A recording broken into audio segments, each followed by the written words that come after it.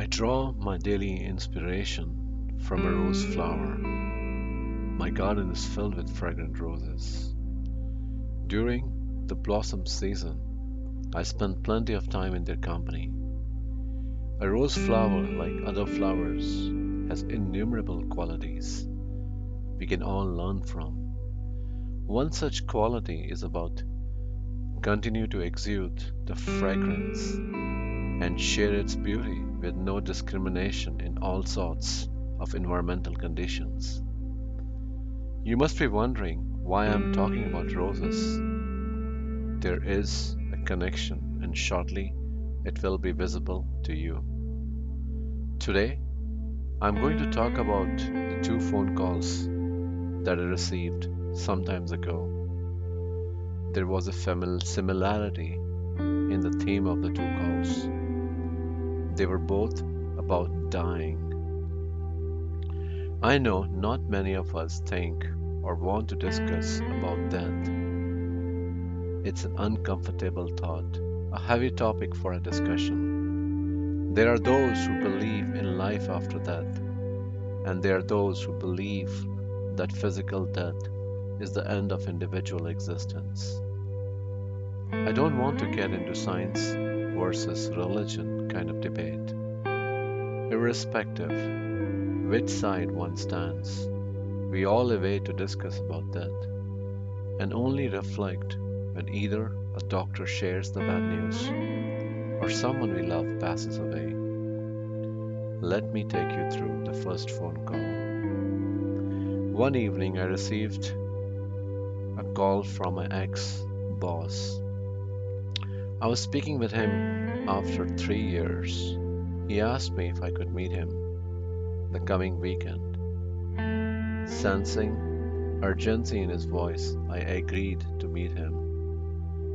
He is in his early 40s, a highly successful professional that is liked by everyone in the office for his humbleness, his honesty, his passion for work, and most importantly, for treating and valuing people in an inspiring way. Some days you find him sitting and chatting at length with janitors in the lunchroom. He loves connecting with people, especially people at the bottom of the cater. He knows the name of their family members, their life journey, their struggle. He cares for everyone. Unfortunately, he's suffering from severe diabetic condition. He used to smoke heavily and consume alcohol till a few years ago when he got married and blessed with a beautiful boy. This time when I met him, he looked old, tired. He was in a terrible physical shape. He told me that he's worried that he may not be able to survive to see his young boy grow up. His health is deteriorating day by day. Effects of heavy smoking and drinking in past is showing up too. He wants to badly live long, and thought of early separation from the loved one hurts him. He has lost his peace of mind. The second phone call was from a close friend. I met him first time about 2 years ago in a business conference. We had a great conversation during the lunchtime. We arrived as strangers and left as a genuine friend. Despite staying in different cities, we stayed in touch. He lost his mother last year. It happened too fast. No one in the family was mentally prepared for that. She was healthy, and one day she suffered a brain stroke and died. His father was devastated and could not bear the separation. Father was living alone in a different, distant city, and within a year after the wife passed, lost about 20 kgs.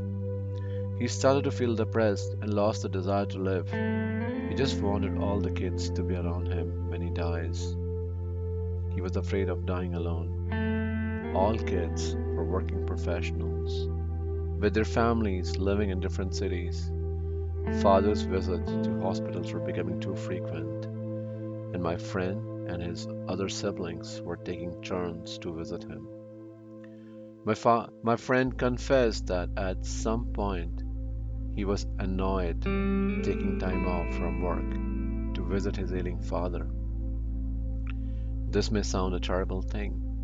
I'm not defending. But you and I very well know and have seen people around us who shrug off completely their responsibilities to take care of aging parents. Then one day, he got the call from his father's neighbor about his dad passing. He suffered a sudden cardiac arrest. He died alone, with no family members around him in his dying moment. My friend feels terrible about the way his father died alone.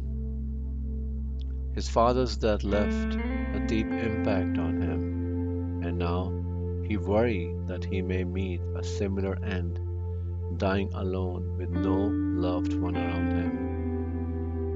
Dying alone has become his biggest fear too. Whether fear of your own death or pain that is caused by someone else's death, deny it or not, we all have to go through that experience at some point in our life. Unfortunately, despite knowing the truth, none of us wants to be prepared to deal with it.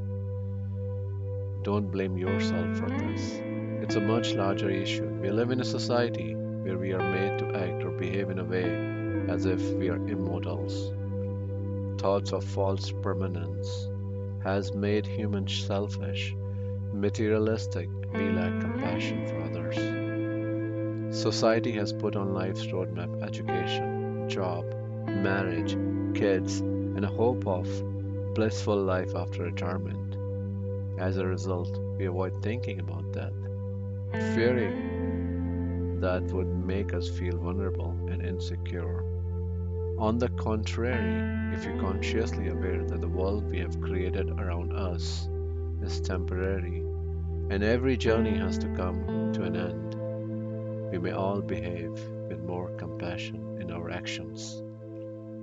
Our fear about dying will evaporate and we will have a better human world around us.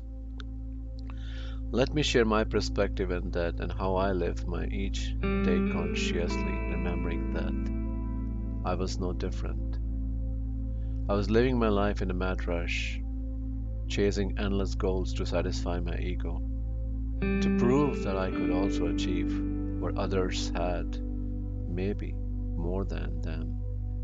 I was running a mad race to reach to the top of the ladder.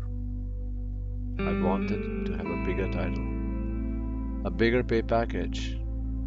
I thought I had a great life, lots of friends, and I considered part of my extended family. The true realization came to me in that hospital room. One night, the work stress took the toll, and midnight I had severe chest pain, and I started to faint, and my wife called 911. I didn't get a time to worry about anyone or reflect on consequences if I die. I lost consciousness. When I gained consciousness, I found myself surrounded by paramedics. They were asking me questions to gauge my health situation. As I was trying to answer them, my mind was thinking, am I going to die now? Is something serious happened to me? I felt drained, helpless, and I fainted again. I was rushed to the ER. As they took me in, I saw patients around me, both with varied health problems. I was not thinking about them. I was just worried about myself. I wanted to know what had happened to me. I was anxiously waiting for doctor to tell me what was wrong with me. Though I would occasionally glance at other patients in the beds near me, I couldn't feel sympathetic about their situation. And rather hearing someone screaming from pain made me more fearful about my own life. Next morning, I was moved to a room to be kept under observation for next few days. I was kept in a room with two other patients. My health situation showed some recovery. Furthermore, visits from family and friends created some good distraction, like a broken record. I started sharing how I landed in the hospital when they all left. Worry about workplace, unfinished work, thought about my family started to surround me. I started reading workplace emails, surfing news. Now my mind started getting restless for the world that I created around me. I literally forgot that not far ago I almost died. I started planning things I would be doing upon leaving hospital. To keep my mind occupied, I made brief conversation with two other patients in the room. One of them was in his 80s, other in late 50s. 80 years old was there for almost 2 weeks. I didn't see anyone visiting him. The other person arrived a day earlier than me. He had quite a few visits from family and friends. Over the next 2 days, there were no more repeat visits from friends and extended family members. My boss called me, and after quickly asking about my health, she started discussing some work-related matters. She apologized for bothering me and wished me a speedy recovery. Third day, there was no visitor visit from anyone that day. Though I was happy to see get well soon text messages from my team and friends, but I started to get restless. I started talking to other patients. This time we shared more about our lives. The 80-year told me that after his wife died a few years ago, he started living with his younger son, who was a busy professional, who would visit him here only during the weekend. He talked about his trouble with dealing with loneliness and mentioned he had nothing to look forward to. Now all he wanted was to go back to his house and die there in his room, and hated the thought of dying alone in the hospital. His story made me emotional. The other person opened up his life story too. He was divorced and part of the family run business. All his life, he just pursued work and wealth. Lately, there had been family fought over business matter that created a lot of stress and resulted in his visit to hospital. He doubted his family cared for his recovery. He mentioned that sometimes he'd think about selling everything he owned and go to a faraway country and probably become a monk. That night, I could not sleep. I started reflecting on our conversations. Next day, we had another patient joining us. Without getting into fine details, this patient had his own shares of problems. All four of us at different stages of life, different background, and yet we were not happy with our lives. That realization made me depressed. That night, and many nights to follow, I started reflecting on various aspects of life, out of which death was one. I realized that death is actually not an issue. Death is an undeniable reality of the end of the life's physical existence. Sometimes it gives clear warning, and sometimes it appears from nowhere. Death does not discriminate, and its laws are immutable. But death is a necessity that allows new life to emerge. Imagine what would happen if no one dies. It's a human construct that has set up expectations around the life expectancy in lieu of advancement in the healthcare system. However, always remember, death is just the end of the physical existence, and each one of us are more than our physical existence. Nature recycles all the time and has its own cleanup crew.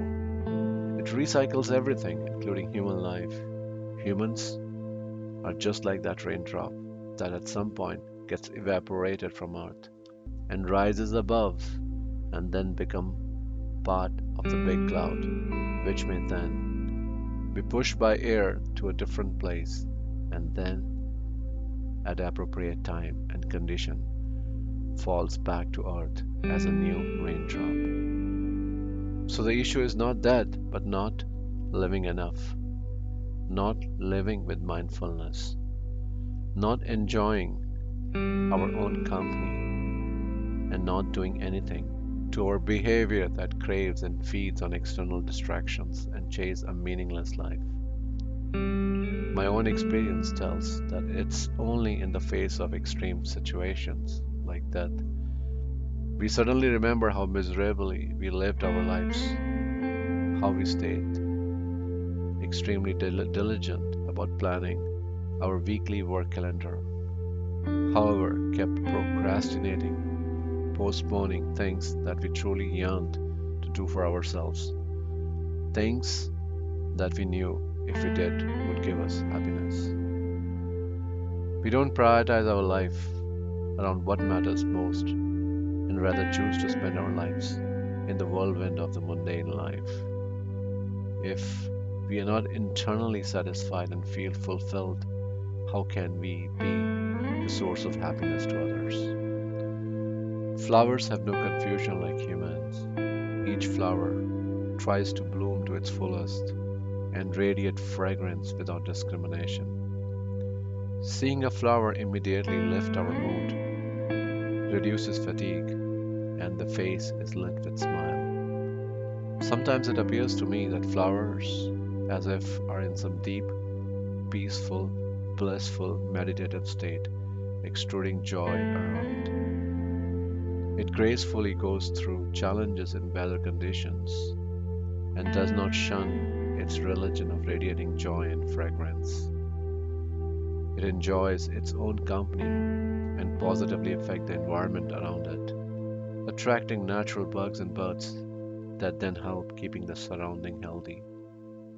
On the contrary, most humans don't know what living life truly means. We don't know the art of living, or say, living with mindfulness.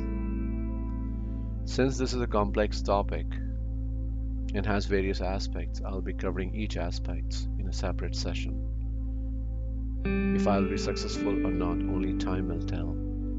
But my goal is that when death knocks at your door, there's a calmness on your face, no regrets, no ill feeling for anyone, a sense of living life well, and readiness to become a new raindrop.